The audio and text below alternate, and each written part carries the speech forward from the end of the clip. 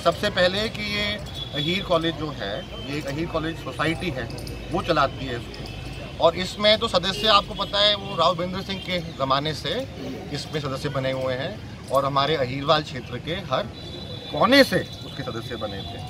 अब ज़्यादातर तो अब परिवार के सदस्य रह गए, परंतु 2015 में हमारे राव यादवेंद्र सिंह जी, भोसडी के पूर्व विधायक, वो चेयरमैन थे। और तब मोदी सरकार बनी थी तो नेताजी ने अपने राव इंद्रजीत सिंह ने सोसाइटी को एक्सपैंड कर दिया था। उन्होंने नए मेंबर डाल दिए थे अपने परिवार से, अपने इनके पीए हैं, अपने इनके खास कार्यकर्ता हैं, तो उनकी सोसाइटी बड़ी कर दी थी।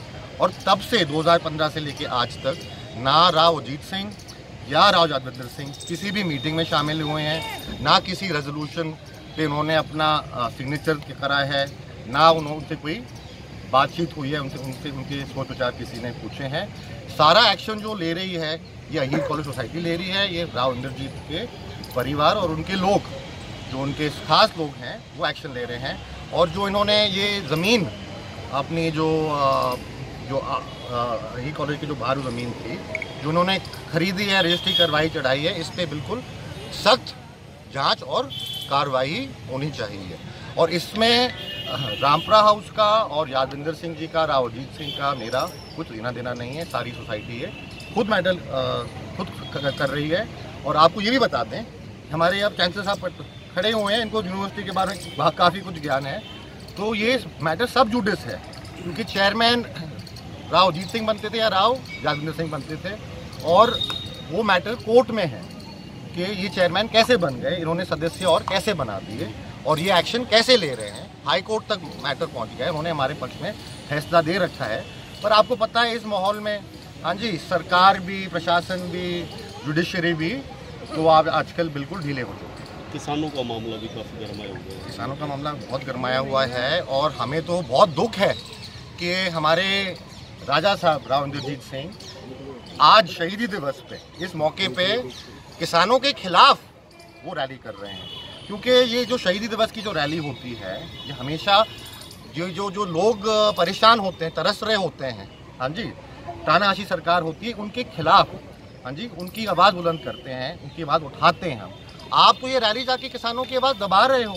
आपकी तो सरकार है, हाँ जी, आप राज्य मंत्री हो, आपके एक नए केंद्रीय मंत्री बने भूपेंद्र यादव पटौदी से, आपके राज्य मंत्री ओम प्रकाश एडीयू जो है नारनौल से, आपके बनवारी डॉक्टर बनवारी लाल मंत्री जी हैं। तो सरकार तो आपकी है, तो आप क्यों रैली कर रहे हो? आप तो काम करवाओ, आप लोगों को अपनी रैली यहाँ महेंद्रगढ़ में करवाओ, रेवाड़ी में करवाओ। आप खट्टर साहब को बुलाओ, मोदी साहब को बुलाओ, और कुछ प्रोजेक्ट का आप उद्घाटन करवाओ। हाँ जी, एम्स का कितना रह गया, एक प्रोजेक्ट नहीं आया 7 सालों में, कुछ काम नहीं किया इन्होंने। तो आप इसके खिलाफ रैली करो ना, अपने इलाके के विकास करो। आप बीजेपी के अध्यक्ष की एंट्री नहीं है अपने खुद के हल्के में, बादली हल्के में, वो एंट्री नहीं कर सकते, मंदिर में छुपना पड़ता है उनको। हाँ जी, तो केवल ये भूपेंद्र यादव से नेताजी को पहले ढीला कर दिया इन्होंने, हाँ जी, उसके बाद प्रेशर बना के अपनी रैली करवा रहे हैं बीजेपी अपने हल्के में कुछ नहीं। हाँ जी, और ये बहुत गलत बात है, क्योंकि शहीदी दिवस हमेशा राव वीरेंद्र सिंह ने जब भी रैली करी तो सरकार और प्रशासन के खिलाफ करी, और गरीबों की, किसानों की, मजदूरों की आवाज़ उठाई। जैसे राव तुलाराम ने अंग्रेजों की तानाशाही के खिलाफ आवाज़ उठाई थी। आप तो सरकार में हो, आप क्यों रैली कर रहे हो, और वो भी बाहर, और वो भी किसानों की आवाज़ दबाने के लिए? ये बहुत गलत बात है, और इसका नतीजा पब्लिक बताएगी उनको। मैं अपने भाइयों से भी कुछ कहना चाहता हूँ, सगे भाइयों से इतना ही कहना चाहता हूं कि तुम भी सोचो, समय बदल रहा है, सोचो। हमारा मेरे बाप ने चलाया, मेरे दादा ने चलाया, उसका विवाद छिड़ गया। 90 साल की लीज खत्म होने जा रही थी, तो कुछ जमीन मालिकों से हमने खरीदी थी, उस पर विवाद छिड़ गया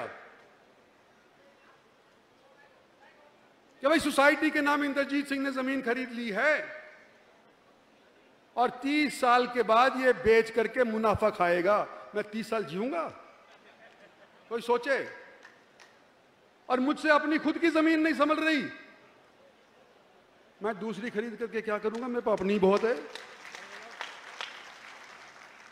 और मैं आपको यूं कहना चाहता हूं कि प्रताप सिंह कैरों की निगाहें इस अहीर कॉलेज के ऊपर रही थी, मेरे बाप ने रोका। चौधरी बंसीलाल की निगाहें इस कॉलेज के ऊपर रही थी, मेरे बाप ने रोका। हमारी पार्टी के कुछ नेता थे, उनकी निगाहें इसके ऊपर थी कि ये इसका सरकारीकरण हो जाए। गवर्नर को जाकर के चिट्ठी दिए थे, किसी ने उसको पार्टी से नहीं निकाला, मैंने रोका। और जो मैं रोकता आया हूं या मेरा बाप रोकता है, जिस संस्था को अहीर कॉलेज कहते हैं, क्या उसको लिए जमीन मैं बेचने के लिए खरीदूंगा? अपनी बेच लूंगा, मेरे तो 2 पीढ़ी आगे तक चल जाएगा काम। आपको विश्वास दिलाता हूं स्टेज के ऊपर से और सामने वाले ऊपर वाले की मौजूदगी के अंदर, शहीदों की रूह के सामने, कि इसके अंदर रत्ती भर का भी करप्शन नहीं हुआ है।